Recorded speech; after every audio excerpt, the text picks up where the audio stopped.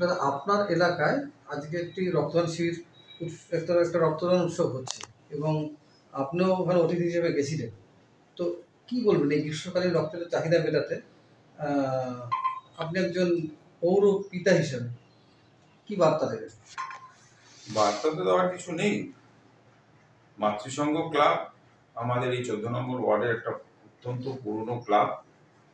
তাদের সব ক্লাব সদস্যরা মিলে এই গ্রীষ্মকালে যখন চরম রক্তের সংকট হয় তারা একটা সিদ্ধান্ত নিয়ে রক্তদান উৎসবের আয়োজন করেছে।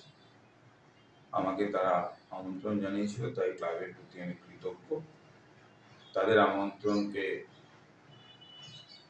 সম্মতি জানিয়ে আমি তাদের রক্তদান উৎসবে গিয়েছিলাম। ওখানে গিয়ে সকল রক্তদাতাদের উৎসাহিত করেছি, এটুকুই মাত্র। সমস্ত কৃতিত্ব, সমস্ত সম্মান রক্তদাতা এবং ক্লাবের সকলের প্রাপ্য। এই যে আপনার এলাকায় রক্তদান শিবির হচ্ছে এবং যাতে আরো মানে এটাকে বর্ধিত করা যায়, মানুষ আর করে, সে বিষয়ে আপনি কি মতামত দেবেন? আমি ওখানে থেকে সকল ক্লাবকে অনুরোধ করেছি যে আপনারাও মাতৃসংঘর মতো এই ধরনের সামাজিক কাজকর্মে এগিয়ে আসুন। আর আমি বিশ্বাস করি একজন পৌর প্রতিনিধির পক্ষে শুধুমাত্র এলাকাকে সুন্দর করে সাজিয়ে তোলা বা এলাকার মানুষের পাশে থাকা পুরোটা সম্ভব হয় না।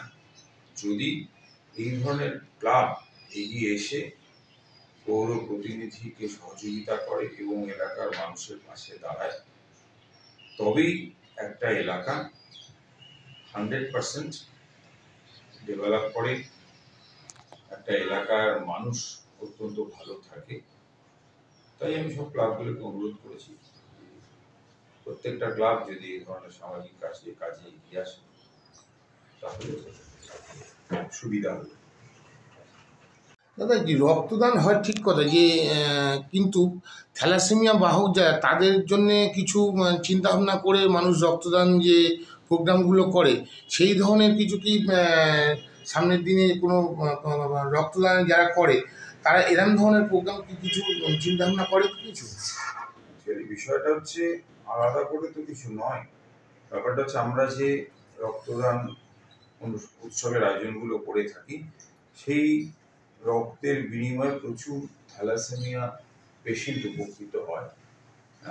শুধুমাত্র যে যার রক্তের প্রয়োজন সেই মানুষ পায় তা তো নয়, এটা থ্যালাসেমিয়া রোগীদের পক্ষেও কাজে আসে।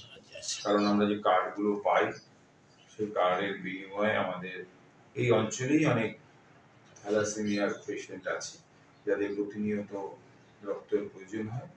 আমরা তাদেরকে ব্যক্তিগতভাবে চিনি, তারা আমাদের থেকে কার্ড নিয়ে যায়।